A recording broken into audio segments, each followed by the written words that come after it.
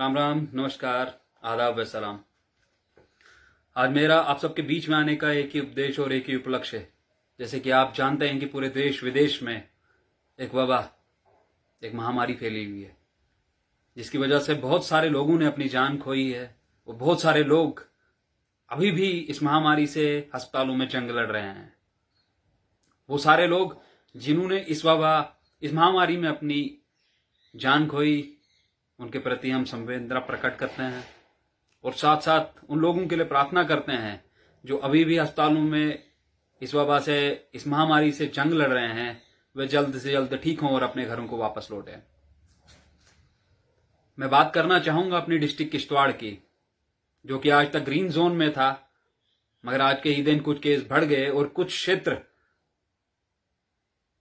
उन्हें रिस्ट्रिक्शन में डाला गया है। आज जब तक हमारा क्षेत्र ग्रीन जोन में था, बड़ी चीजें स्मूथली चल रही थी, क्योंकि जितनी भी गाइडलाइंस गवर्नमेंट ने दी उतनी वो सारी की सारी गाइडलाइंस जो हमारे लोगों ने थी प्रॉपरली फॉलो की और अपने घरों के अंदर ही रहे,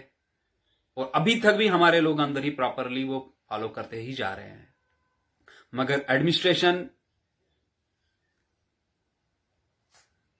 जब ये वबा स्टार्ट हुई तो कुछ दिनों तक उनका जो बिहेवियर था बड़ा स्ट्रिक्ट रहा, कुछ हफ्तों तक स्ट्रिक्ट रहा, महीने तक स्ट्रिक्ट रहा। मगर जब कुछ हफ्ते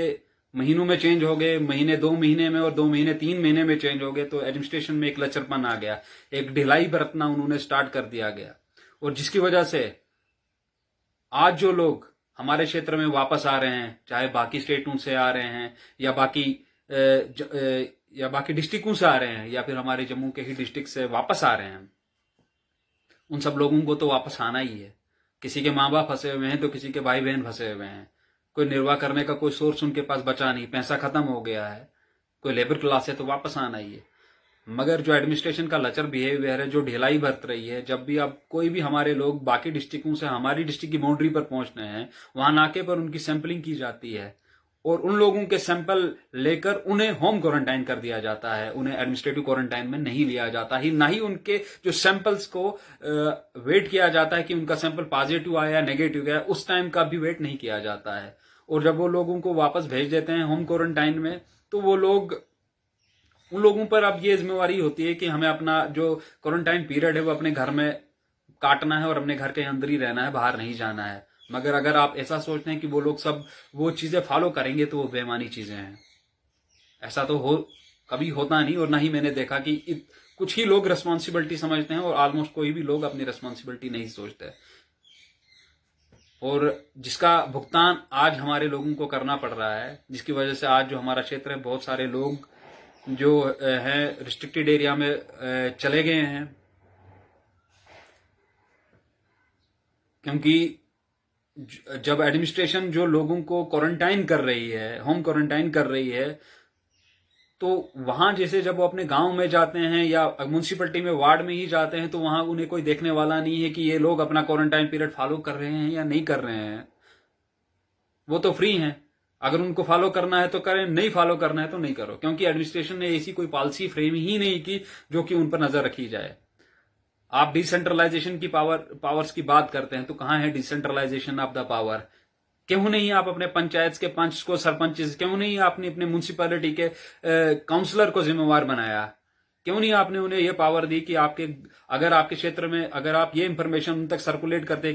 थे कि इतने लोग आपके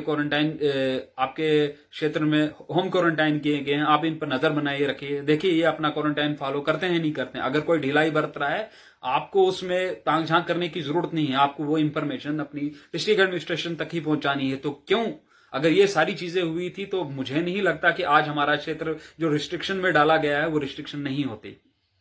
मगर ऐसा तो कुछ ही हुआ नहीं, क्योंकि दिन ब दिन जो लचरपन हमारी एडमिनिस्ट्रेशन दिखा रही है, उन्हें लग रहा है कि अब जैसे जैसे ये टाइम आगे जाएगा, इस बीमारी का जो प्रभाव है कम होता जाएगा। मगर मुझे तो ऐसा नहीं लग रहा है। जहां तक मैं समझ रहा हूं, इस बीमारी का जो प्रभाव है दिन ब दिन बढ़ता ही जा रहा है, और जितना स्ट्रिक्ट हम पहले थे उससे मेरे ख्याल 100% ज्यादा स्ट्रिक्ट अब होने की जरूरत है। और जो आपका जितनी जो सिस्टम है, डिसेंट्रलाइजेशन ऑफ पावर है, इस वक्त उसको फॉलो करने की जरूरत है। आपके